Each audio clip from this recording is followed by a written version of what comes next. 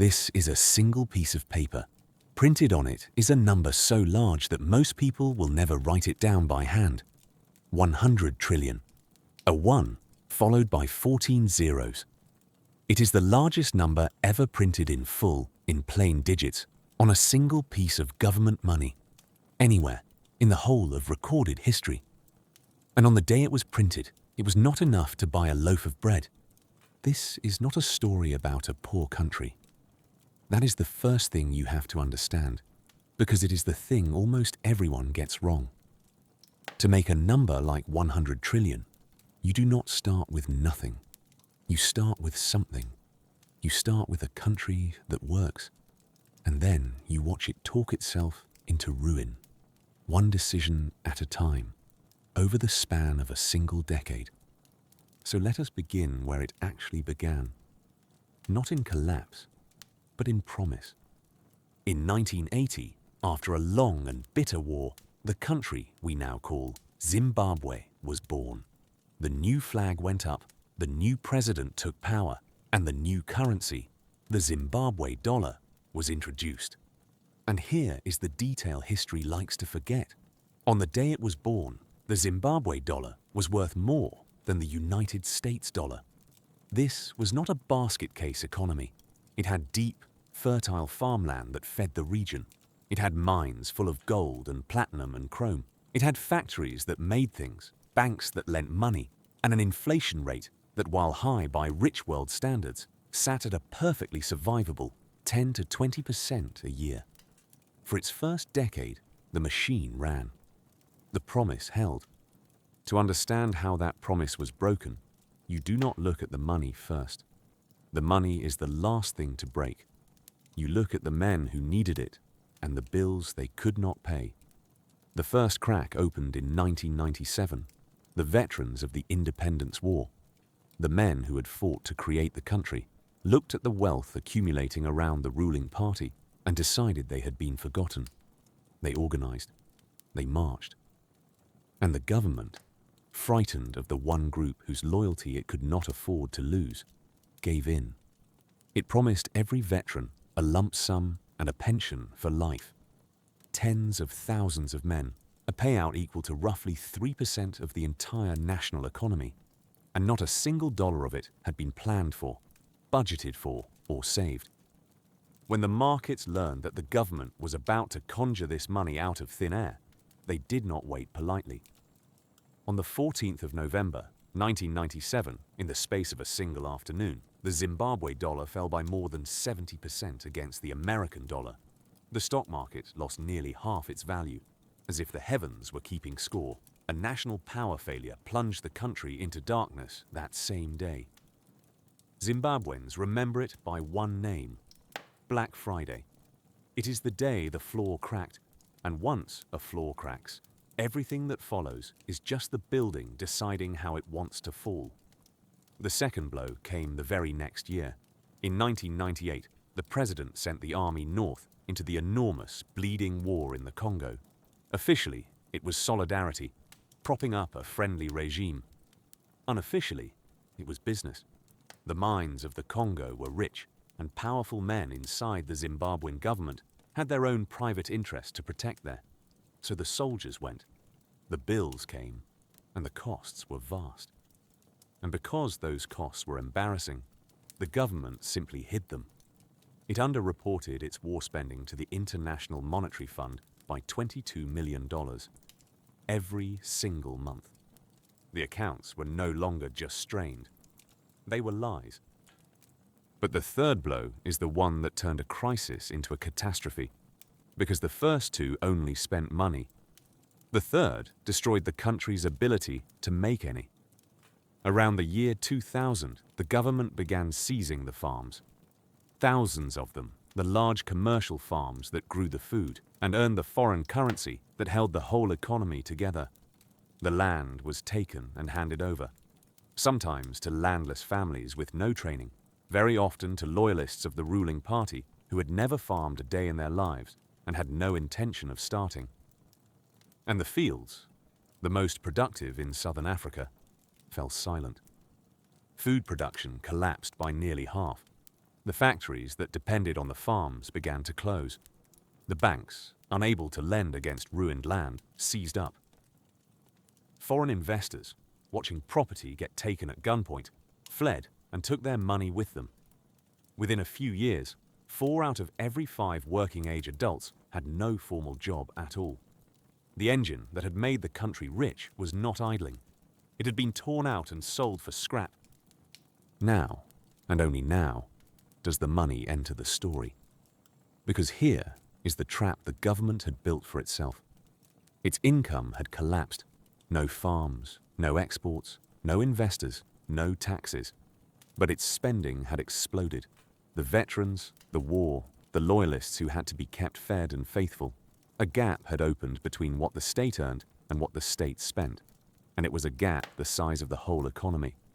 And the government had exactly one tool left to fill it. It owned the printing press. So it printed. It printed to pay its soldiers and its supporters.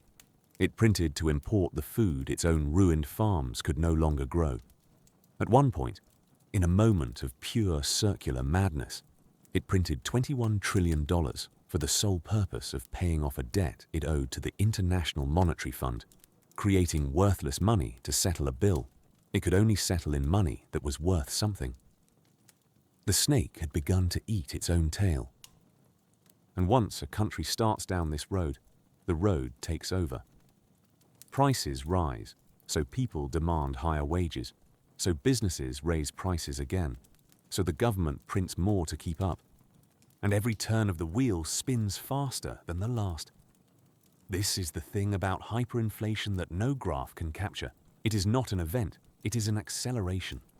By the middle of 2008, it took 100 billion Zimbabwe dollars to buy 3 eggs. What happened next to the currency itself reads less like economics and more like a fever dream. The central bank could not print the zeros fast enough. So 3 separate times, it simply crossed them out, wiping 3 zeros off the money, then 10, then 12.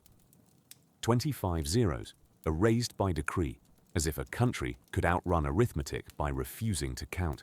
It got so desperate that it stopped printing real banknotes and started issuing what it called bearer checks. Flimsy paper with almost no security features and, printed right there on the front, an expiry date. Money that went stale. Money you had to spend before it died in your wallet. And the denominations climbed into the sky. In August of 2008, the largest note was $1,000. By that September, 10,000, 100,000. By November, 1 million. By December, 10 billion. And then, in January of 2009, the final vertical ascent. 10 trillion, 20 trillion, 50 trillion.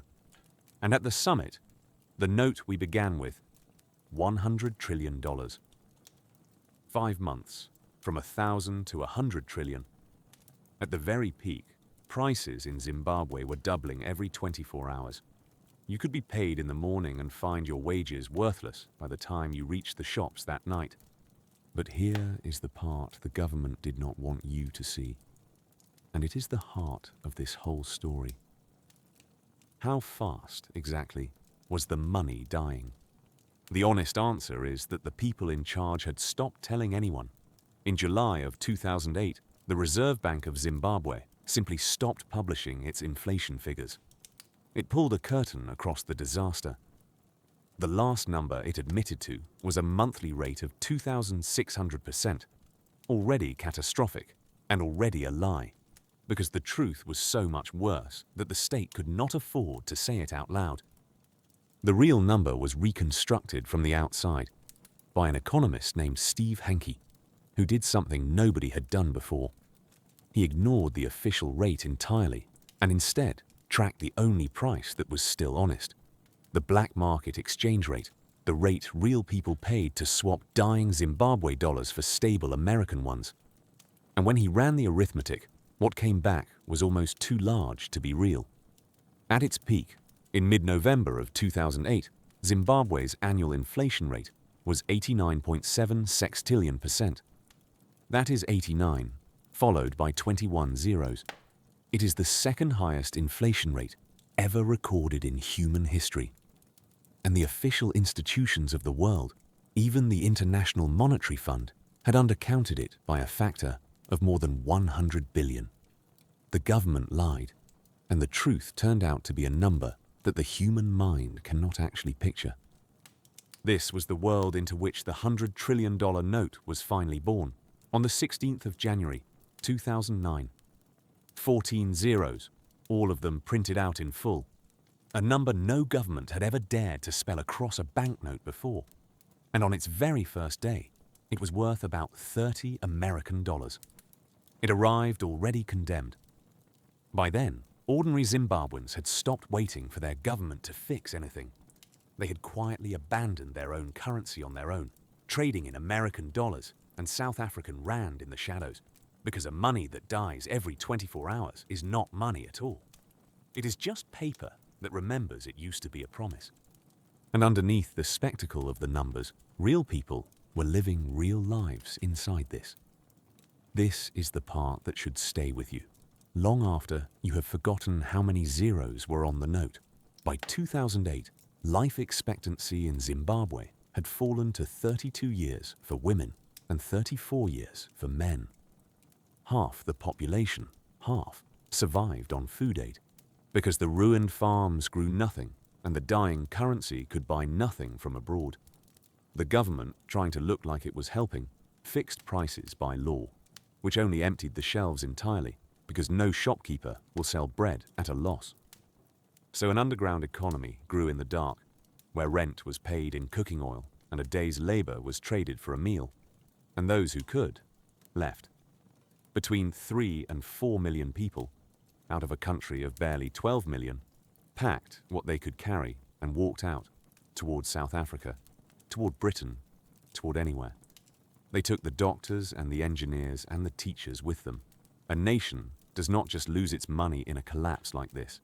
It loses its people, and with them, its future. The end, when it came, was quiet and merciless. On the 12th of April, 2009, the government formally gave up. It suspended its own currency and let foreign money take over. And then, 6 years later, came the final humiliation. The moment the state settled its accounts with the people it had ruined.